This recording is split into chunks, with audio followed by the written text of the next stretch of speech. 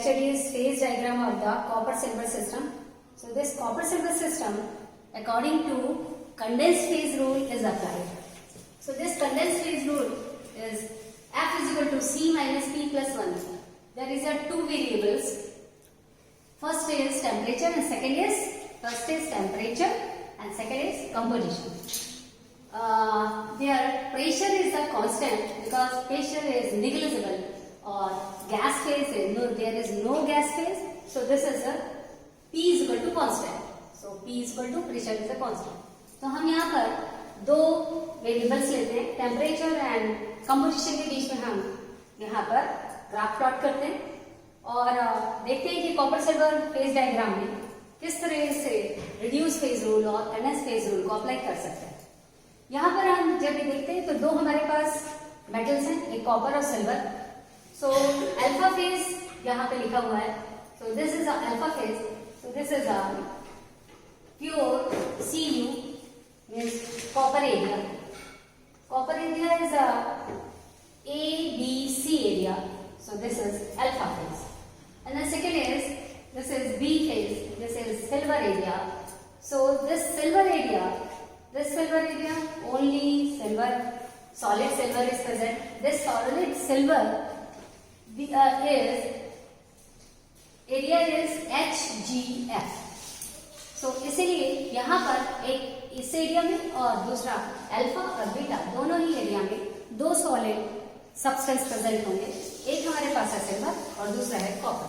जब हम temperature versus composition के बीच में ग्राफ प्लॉट करते हैं, माने दो वेरिएबल्स लेते हैं और इस कंडेंस फेज रूल या रिड्यूस फेज रूल को अप्लाई करते हैं, तो हम देखते हैं कि यहाँ पर ये अल्फा फेज जो है, यहाँ पर इस फेज के साथ जहां पर अल्फा प्लस बीटा है, एरिया क्या है अल्फा प्लस लिक्विड है। तो alpha upon alpha plus liquid के बीच में ये सॉलिडस एक कर्व लाइन हमको मिलती है। दूसरा इसी को सेपरेशन, दूसरी सेपरेटेड लाइन है ये, जिसमें कि हमारे पास होगी बीटा प्लस बीटा लिक्विड, मतलब बीटा अपॉन बीटा लिक्विड के बीच में जो कर्व लाइन है। So this is also known as solidus line, solidus line. तो ये दोनों के सेपरेशन कर रहे हैं। यहाँ पर हमको इस सिल्वर का और साथ में कंपोजिशन सॉलिड का दोनों का मिलता है, यहाँ ओनली सॉलिड का मिलता है। तो कॉपर और कॉपर का सॉलिडस दोनों हमको यहाँ मिलेगा। यहाँ बीटा में यहाँ पर हमको मिलेगा, अगर एक सॉलिड है तो उसका यहाँ पे उसका लिक्विड कंडीशन भी मिलेगा। इसके ऊपर की साइड यहाँ पे देखिए, इसको हमने एक सेपरेट किया दोनों कर्व को एक ट्रायंगल के थ्रू। ये हमारे पास एक लाइन है BEG, this is the isothermal line. This isothermal line पर हम जाके देखते हैं E एक पॉइंट आता है, इसे यूटेक्टिक पॉइंट कहते हैं। This is the eutectic point जहां पर इजीली मेल्ट हो जाती है। तो इस यूटेक्टिक पॉइंट पर जो टेम्परेचर है 71.9 है और इससे हम इस यूटेक्टिक पॉइंट ये पर जो आपका डिग्री ऑफ फ्रीडम होगा वो इनवेरिएंट होता है, ये यहाँ पे शो किया गया है। ये दिस इज इनवेरिएंट मींस होता है। और अब यहाँ पर हमारे पास जो दूसरा है हमारे पास, अगर हम इस BEG लाइन के नीचे की तरफ आते हैं तो हम ये जो कॉपर और सिल्वर सिस्टम है, कॉपर सिल्वर सिस्टम है, इसके नीचे की तरफ आने पर ये हमको लिक्विड कंडीशन में मिलता है। सो अल्फा और बीटा दोनों ही, मतलब हमारे पास कॉपर और सिल्वर दोनों ही यहाँ पर क्या करते हैं, लिक्विड कंडीशन में हो जाते हैं। क्योंकि लिक्विड कंडीशन में हो जाते हैं इसीलिए यहाँ पर हम इनको alpha plus beta area solvus area के नाम से जाना जाता है, लिक्विडस एरिया के नाम से जाना जाता है। अगर हम यहाँ पहुंचे तो यहाँ पर 1000 के आसपास हमको जो सिल्वर है पूरी तरीके से, माने जब हम B से A की तरफ जाते हैं तो यहाँ पर B पॉइंट पर हमको 80% ऑफ कॉपर मिल जाता है।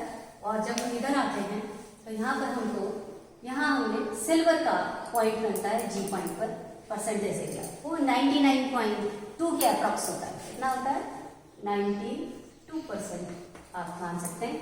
और यहाँ पर हमको ये मिलता है 80%।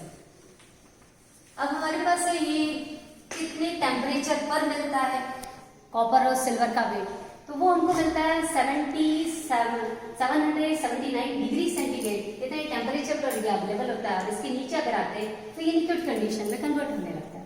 जब ये दोनों लिक्विड कंडीशन आपको मिल जाती है मेटल की, तो हम इसे कहते हैं लिक्विडस एरिया। ये जो हमारा लिक्विडस एरिया होगा, हम दोनों के ही सॉलिड जहां पर रखना है उसे सॉलिडस एरिया कहा जाएगा, और दोनों के ही अगर लिक्विड अगर आपको मिलते हैं, सो दिस इज लिक्विडस एरिया हो जाएगा। अब है कि इसके ऊपर हम ग्राफ के अंदर कौन कौन सी वेरिएबल, टू वेरिएबल्स के बीच में हमने क्या क्या लिया, तो मैंने यहाँ पे शो किया हुआ है आपको। सो copper is a alpha phase, जैसे कॉपर का अल्फा फेज है। दूसरा है ये silver, this is beta phase, तो यहाँ पे आपको सिल्वर मिलेगा बीटा फेज में, मतलब सॉलिड कंडीशन में मिलेगा। दूसरा नंबर है E is the eutectic point. इस यूटेक्टिक पॉइंट में टेम्परेचर का 71.9, इस पर इजीली आसानी से मेल्ट हो जाएंगे दोनों ही सॉलिड या दोनों ही मेटल, ये दोनों मेटल। इसके बाद है B G, this is the isothermal line. This B और जी के बीच में जो लाइन खींची हुई है, जो किसके पैरेलल है, कंपोजिशन लाइन के पैरेलल है। इस कंपोजिशन लाइन के जो पैरेलल है इसे हम बोलते हैं B G, this is isothermal line. And A D and F G, this A D and F G is the solidus line. सो यहाँ पे आपको मिलेंगे दिस इज ए से बी की तरफ, मैंने अल्फा और अल्फा प्लस बीटा लिक्विड के बीच में। दूसरा है beta and beta plus liquid, इस लाइन को हम बोलते हैं सॉलिडस लाइन। एक सॉलिडस लाइन आपके पास है बी और दूसरी है ये देखिए ई एफ, ये दोनों आपको मिल जाएंगे। तीसरी हमारे पास B C and G H, जैसे सॉलिडस लाइन, तो बी सी और जी एच के बीच में ये देखिए जी से एस तक और यहाँ से बी से सी तक, ये जो लाइन मिली है। यहाँ पर जैसे जैसे हम नीचे की तरफ जाएंगे सॉलिड का कंटेंट जो होता है डिक्रीज होने लगता है, जबकि ऊपर की तरफ जाते हैं तो बढ़ता है। तो अब यहाँ पर हमको मिलेगा सॉलिडस लाइन, क्योंकि सॉलिड का कंटेंट हमको यहाँ दिखाई देना शुरू हो जाता है। And then A E and E F, this is liquidus line.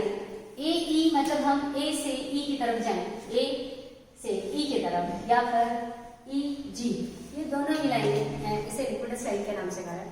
BEG is the solidus line, this is हम यहाँ पर आइसोथर्मल लाइन के नाम से भी जानते हैं, इसी को हम सॉलिडस लाइन भी कह रहे हैं, जो सेंटर में है, जो कंपोजिशन के पैरेलल है। Composition, this is composition, this is composition, so इसके पैरेलल है। ये अगर यहाँ से मान लीजिए कि कॉपर स्टार्ट होता है 0, तो इसका परसेंटेज इंक्रीज होता जाता है, रेट ऑफ 20, 40, 60, 80, यहाँ ये 100 हो जाएगा। तो ठीक इसी तरह से इसका परसेंटेज इंक्रीज होगा, हम 0 to 100 की तरफ आते हैं। So the weight of substance और कंपोजिशन ऑफ द सिल्वर और कॉपर को देखा जाता है। TE is the eutectic isothermal. So TE जो हमको यहाँ पे मिलेगा टेम्परेचर, यूटेक्टिक आइसोथर्मल है, ये हमारे पास कितना मिल जा रहा है, eutectic temperature 779 degree Celsius. Below this हमको लिक्विड कंडीशन मिलेगी दोनों की, और अबव दिस इसका सॉलिड कंडीशन हमको मिलती है। और ये पूरा जो सिस्टम है, ये फेज रूल जो है वो कंडेंस फेज रूल या कंडेंस सिस्टम कहलाता है, और ये कंडेंस सिस्टम पर कंडेंस फेज रूल अप्लाई होता है। So this is the F is equal to C minus T plus 1। यहाँ पर दो हमारे पास कंपोनेंट हमारे पास क्या है, दो हैं, एक कॉपर है और एक सिल्वर है। जब ये मैलिबल कंडीशन में होते हैं तो ये यूटेक्टिक मिक्सचर बनाते हैं, this eutectic mixture is alloy mixture, और इस एलॉय मिक्सचर पर हम इसे अप्लाई करते हैं, इसलिए हमको हर लाइन पर यहाँ पर क्या मिलेंगे, दो फेज अवेलेबल हो जाते हैं।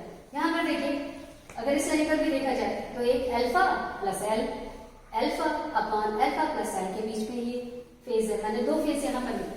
अगर इस मार्जिन लाइन पे देखें तो यहाँ जैसे beta and beta plus L, अगर हम इस मार्जिन लाइन पे जाते हैं तो अल्फा प्लस बीटा और ऊपर की साइड लिक्विडस मिल रहा है हमको। इसका मतलब है हर जगह पर हमको यहाँ पर क्या है, दो फेजेस अवेलेबल होती है। सो जब हम इसे अप्लाई करेंगे F is equal to C minus P plus 1, so हमें क्या होगा, कंडेंस फेज रूल को इजीली हम क्या निकाल सकते हैं, डिग्री ऑफ फ्रीडम को इजीली उस कंडेंस फेज रूल पर अप्लाई कर सकते हैं। और ये इसीलिए इस कंडेंस फेज रूल में, क्योंकि हम P को कांस्टेंट ले लेते हैं, बिकॉज यहाँ पे वेपर्स प्रोड्यूस ही नहीं होती हैं, वेपर होती नहीं है, this is the alloy mixture, so P is the constant, P constant होता है इसलिए वेरिएबल 2 हो जाते हैं। तो मेरे ख्याल से आप लोगों को ये बहुत अच्छे से समझ में आ गया होगा, और अगर कोई क्वेरी हो तो आप मुझसे फिर ऑनलाइन आके बात कर लीजिए। Thank you so much.